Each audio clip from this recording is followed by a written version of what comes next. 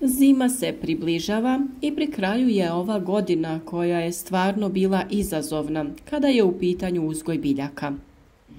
Puno kiše i puno bolesti dovelo je do loše berbe, a i same biljke su nastradale ili čak potpuno uništene. Samo voćari koji ne propuštaju jesenje prskanje, zimsko i u vegetaciji mogu očekivati stabilne, redovne i kvalitetne prinose. Naravno, tu je i niz drugih radnji koje je neophodno odraditi u ovom periodu vegetacije voćaka. Mi smo dosta tema obradili i dali vam bitne informacije. Ukoliko ste neke od njih propustili, vjerujem da je to znak da trebate zapratiti naš kanal kako ne bi propustili važne korake koji će imati velik utjecaj na kvalitetu i uspješnost naredne sezone uzgoja. Ukoliko ne dobivate obavijesti o videima koje objavljujemo, znači da trebate kliknuti na znak zvonca i odabrati sve obavijesti. Naš rad nagradite sa lajkom ili podijelite video sa prijateljima na društvenim mrežama. Već u jesen počinje priprema za narednu vegetaciju. Jesenje prskanje je prvi tretman, a možda i najvažniji. Ako ga izostavimo, u voćnjacima i vinogradima mnogo smo propustili i zaštita u narednoj sezoni, odnosno vegetaciji, biti će otežana. Zato se kaže da je jesenje prskanje obavezna mjera zaštite. Ovo tretiranje se provodi u fenofazi opadanja lišća fungicidima na bazi bakra. Najbolje vrijeme za to je kada 70 ili 80% lista opadne sa stabla, ako se tretman obavlja samo jednom. Često se vrši i 2 puta u zavisnosti od dinamike opadanja listova. Ako se list zadržava dugo na stablu, kao ove godine, preporuka je tretman obaviti 2 puta, prvi kada je 50 do 60% i drugi kada je 70 do 80% lišća opalo. Rane i oštećenja nastala prilikom opadanja lišća te prilikom orezivanja predstavljaju ulazna mjesta za nastanak infekcije. Da li ste vi možda već odradili ove tretmane i kakvo je stanje kod vas u vašim voćnjacima? Uvijek rado čitamo o vašim iskustvima, pa nam ostavite komentar i podijelite vaš način uzgoja. Pišite i pitanja i nedoumice koje vas muče, ali svakako prvo pogledajte video do kraja jer možda dobijete odgovor baš na vaše pitanje. Velik broj uzročnika biljnih bolesti prezimljava u pukotini kore, na samoj kori, rak ranama grana i na raznim oštećenjima. Da bi se to spriječilo, primjenjuje se jesenja zaštita. Prva mjera prije tretmana fungicidnim sredstvima odnosi se na higijenu u samom voćnjaku, a ona podrazumijeva uklanjanje svih suhih grana i grana nakon orezivanja, uklanjanje opalog lišća, mumificiranih plodova na granama i pod krošnjom. Sakupljeni materijal potrebno je ukloniti i spaliti van voćnjaka. Na taj način umanjuje se prisustvo patogenih gljivica i bakterija, uzročnika biljnih oboljenja. Također potrebno je pregledati debla i ako je potrebno metalnom četkom ili posebnim strugačima sastrugati lišajeve, mahovinu i gnijezda gusjenica i ostalih prezimljujućih oblika insekata. U tom slučaju umanjujemo mogućnost prezimljavanja insekata u kori drveta. Kao što smo već pomenuli, tretman u jesenjem periodu obavlja se fungicidima na bazi bakra.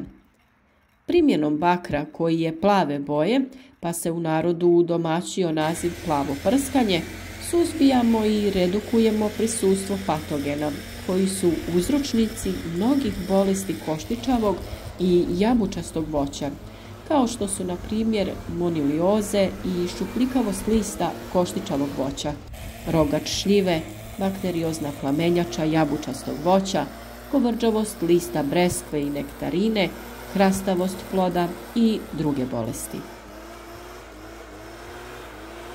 Važno je napomenuti da za pojedina oboljenja jedino je adekvatno jesenje tretiranje.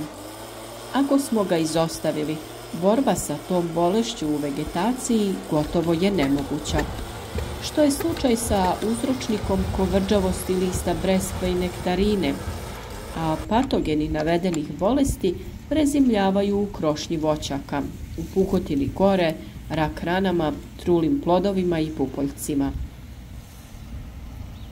Upravo iz tog razloga, a naročito ako je bolest bila prisutna tokom prethodne vegetacije, potrebno je tretirati voćnjak u jesen kako bi se smanjilo i potpuno uništilo prisustvo patogena pri prezimljavanju. Infekcija može započeti i ostvariti se u toku kasne jeseni i blagih zimskih mjeseci, kako se dešava posljednjih godina. Zato je prskanje potrebno obaviti na vrijeme kako bi se mogućnost za zarazu u proljeće svela na najmanju moguću mjeru. Sad kad smo riješili dilemu kada je potrebno obaviti prskanje, trebamo reći i čime i na koji način tretirati. U komentarima nam pišite sredstva koja vi koristite, a mi ćemo u nastavku reći nešto više o tome šta se sve može i kako koristiti za prskanje u ovom periodu. Preporučuje se tretiranje započeti kada temperatura nije ispod 10 do 12 stepeni Celzijusa, po mirnom i suhom vremenu bez vjetra, uz utrošak vode od 800 do 1000 litara po hektaru i uz sporije kretanje atomizera ili prskalice kako bi tečnost dospjela do svake grane i dobro prionila. Ukoliko nakon prskanja nastupi kišni period, smatra se da je tečnost caprana sa grana, pa se postupak treba ponoviti. Potrebno je kompletno stablo tretirati od krošnje do debla, tako dobro da čak tečnost kapa, što se često naziva i kupanje stabla. Ako se uoči da neki dijelovi nisu dobro zahvaćeni bakrom, tretman se može i ponoviti. Njime se osim gljivica uspješno suzbijaju i fitopatogene bakterije. S obzirom da je na tržištu mnogo preparata na bazi bakra u raznim njegovim oblicima, obavezno se treba pridržavati uputstva doza i preporuka samog proizvođača. Bakar iz bakrenog oksihlorida predstavlja najperzistentniji oblik bakra sa izrazitim učinkom u suzbijanju uzročnika biljnih oboljenja. Neki od tih preparata su bakarni oksid hlorid 50 koji se koristi u koncentraciji od 0,5%, kuprozin VP35 koji se koristi u koncentraciji 0,3%, zatim Nordox, Cupra Blau Z i slični. Važno je napomenuti da koncentracije pojedinih preparata nisu iste za koštičave i jabučaste vrste, pa i na to trebate obratiti pažnju. Voćari mogu i sami napraviti bordovsku čorbu ili juhu, što su stariji ranije i činili. Za pripremu rastvora potrebno je u 100 litara vode dodati 2 kg plavog kamena, 0,8 kg negašenog ili 2,4 kg gašenog kreča. Kreč je potrebno razmutiti i procijediti kroz gazu. Kada se plavi kamen rastopi, sipa se u bure sa krečnim mlijekom. Također možete koristiti rastvor samo plavog kamena i vode. Kamen je svakako najbolje otopiti ranije u manjoj količini vode, pa razrijediti prije upotrebe. U svakom slučaju pripremljene otopine bakarnih preparata treba istog dana potrošiti jer se dejstvo gubi stajanjem. Samo voćari koji ne propuštaju jesenje prskanje i sva druga poput zimskog i u vegetaciji mogu očekivati stabilne, redovne i kvalitetne prinose. Nadamo se da će vam ovi savjeti biti korisni, jer ovo određuje tok naredne sezone uzgoja. Potražite i naše videe o okopavanju i prihrani te krečenju voćaka. O orezivanju određenih voćnih vrsta smo već govorili, ali u narednim danima ćemo detaljno opisati orezivanje pojedinih voćnih vrsta. Vi u svakom slučaju ostanite s nama, podijelite korisne savjete sa prijateljima na društvenim mrežama i ostavite like podrške.